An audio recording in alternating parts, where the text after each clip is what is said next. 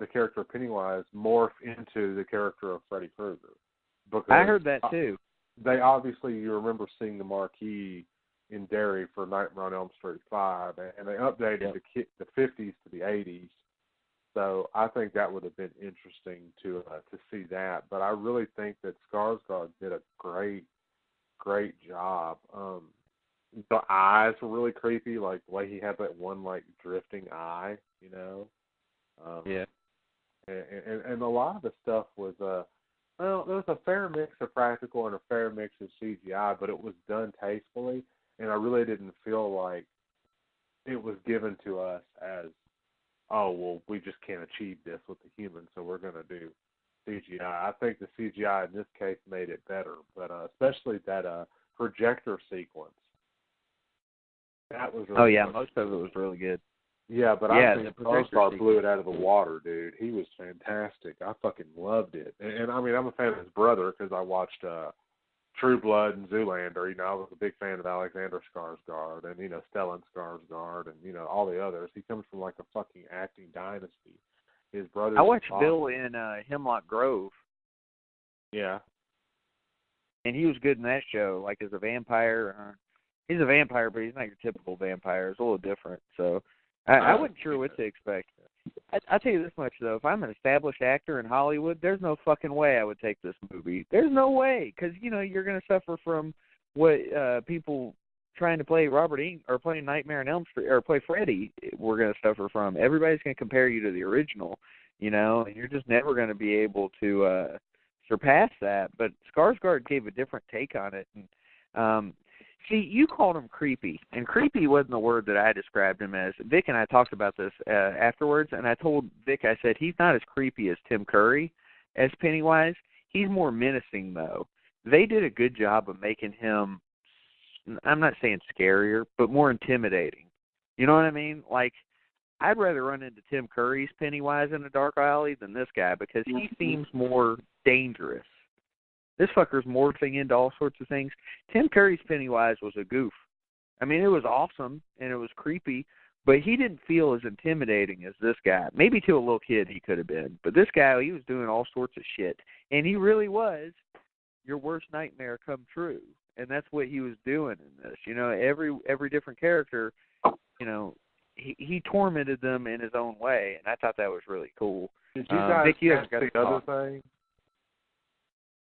I'll get into that in 2 seconds. Vic, I wanted to get your thoughts real quick, and then I'll go back to Blake's question.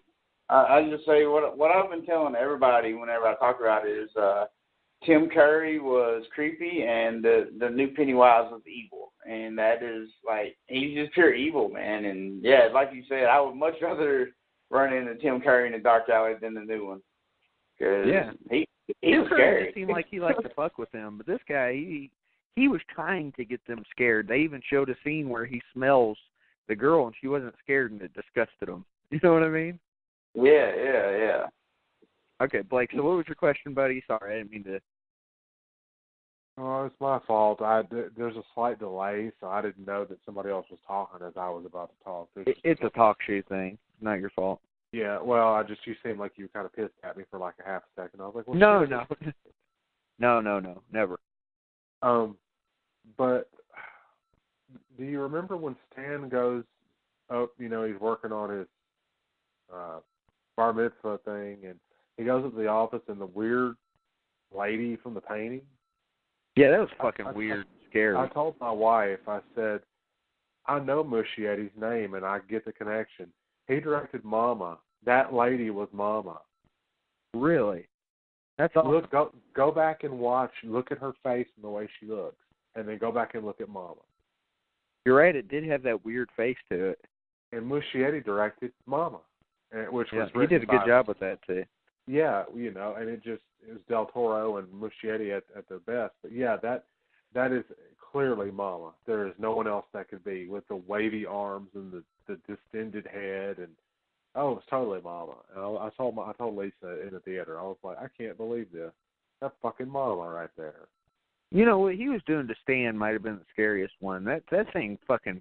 I think out of everything in the movie, that was the only thing that creeped me out. Like, nothing else really bothered me other than the fact that Bev's dad was a child molester. I mean, I know he was originally a child molester, but they went the whole 9 yards on this one with the fact that he's clearly a child molester. Oh, in the book, it's kind of like the remake. The book is clear. He totally has sex with her in the book. I mean, you can tell. Yeah, this guy, Vic and me were just like sitting there like, what the fuck in the theater? I mean, we knew what he was, but seeing it on screen, I was just sitting there like, I want to see this fucker die in the worst way possible. You know? He was easily hateable, that's for sure. Like in the original, you just thought the dad was kind of fucked up. Or not in the original. I don't want to say the original, because the miniseries is not the original. The book is. But, you know, in the miniseries, he was just fucked up. In this one, I mean, they took it where it needed to go, I guess. And the actor they got to play him was great. He was fantastic. Yeah. They did a really good job with the casting in this. And, of course, we'll talk about the Easter egg, because I bumped Vic while it was going on, and everybody else seems to have caught it, too. The clown room that Pennywise was fucking with Richie in. You know, you've got the original Pennywise, in there as a doll. I think it was pretty obvious. I don't know how people could miss it, but it was really cool to see that. I was glad they had little nods to the original like that, you know, or to the miniseries.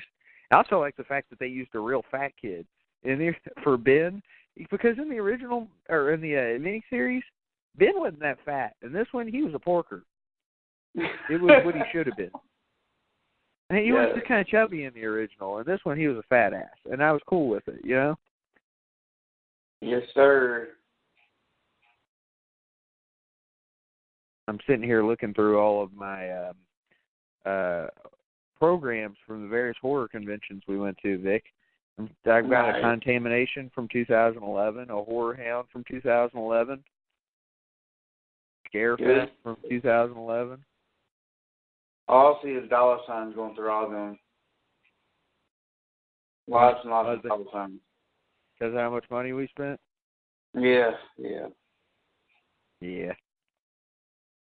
But, I framed 21 posters tonight. I was pretty proud of you for that. Blake, so at Horror Hound over the weekend, you know, we went up to it was Indianapolis for Horror Hound, and it was like, this was not the theme of the show because there wasn't one single guest from these series, but it was a fucking Pennywise clown themed horror convention, and they didn't even do it themselves. Everybody had balloons, red balloons that they were selling. There were Pennywises all over the place. There were all sorts of different clowns. There was Georgie. It was just funny how quickly the popularity of this movie picked up. You know what I mean? Yeah, considering it just came out the day it started. You know what I'm saying? They was like boom. Yeah, for sure. I mean, it was like, obviously ultra popular. So Vic, let's talk about who we met. Give some info. We met the people from Friday the 13th Part 2. Vic, we met Russell Todd. We met Kirsten Baker. We met, of course, I met Amy Steele and Steve Dash again. John the week Fury. before, John Fury. The week before, I met Warrington Gillette. And then we met a couple of other people. I have 10 guests on my Friday the 13th Part 2 poster. Vic has 11 because he has Adrienne King on his. I need to get her on mine.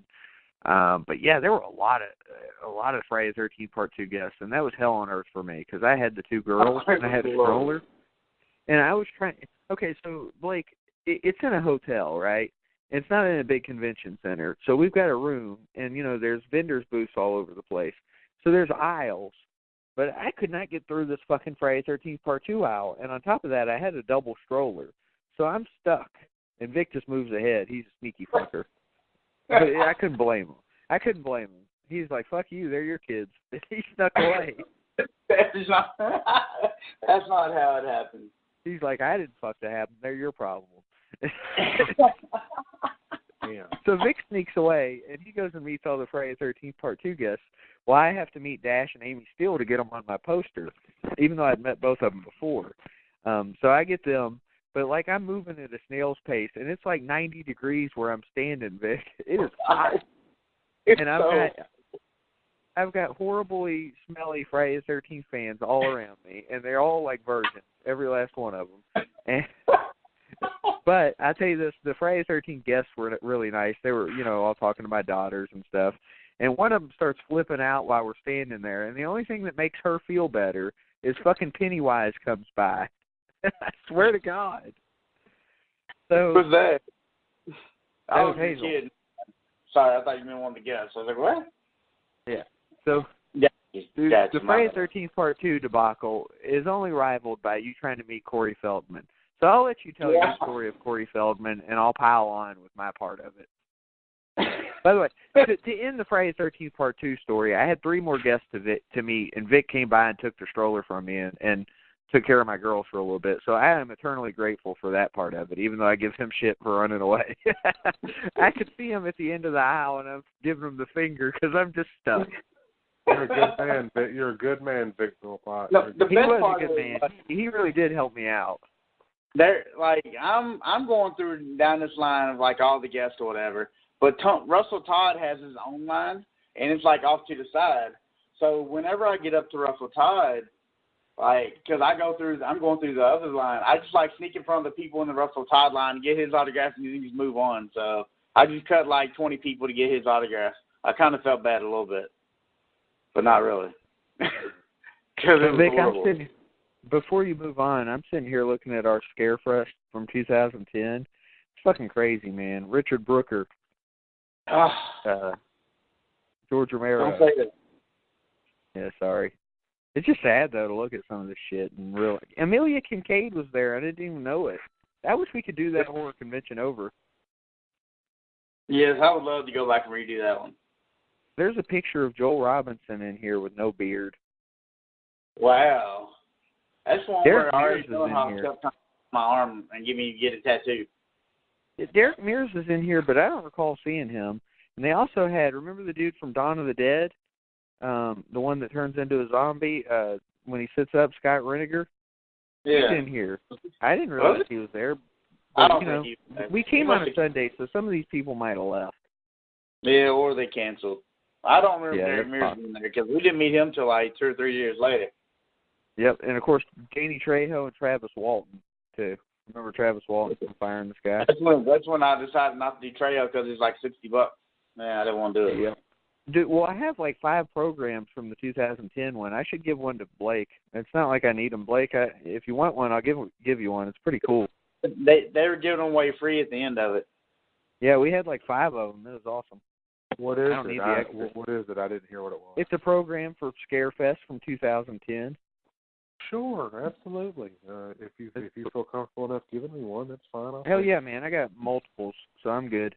But anyway, yeah, Vic. Okay, so tell your Corey Feldman story because everybody needs to hear this shit. It's not as entertaining as like I don't know how to describe this. I'll let Vic describe it.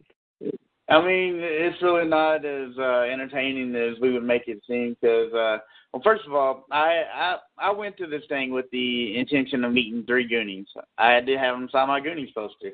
Sean Astin, the Failed Dog, and the Asian Kid. So I get Sean Astin first because, you know, Corey Feldman apparently took like a 3-hour lunch like 5 minutes after he got there. Yeah. So I meet Astin. And then I go wait in line for the Asian Kid to get back from the photo op. So, you know, I wait in his line for a good 30, 45 minutes. I'm first in line, though, so it's cool. And then I look over and, you know, the Failed Dogs line is, like, right outside the queue line. I'm like, well, I'm going to go hop in line so when he gets back, it's cool. I hop in line with a few other people, and security guard comes and tells us, like, oh, this ain't in the back of the line. You got to go outside. I'm like, okay, cool.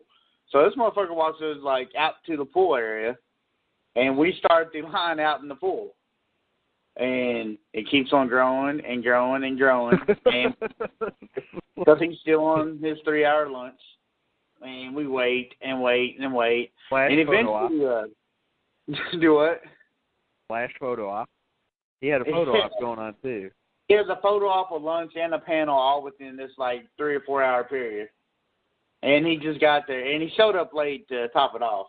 But, so eventually a security guard comes out there or a staff worker or whatever. She's like, oh, well, and, you know, she gives us all these excuses about why the Failed Dog getting up there, why the line's not moving. Because he's gone for so long. So he has a regular line. She said he was He was a high He was maintenance celebrity. A high maintenance celebrity is what she called him. And then the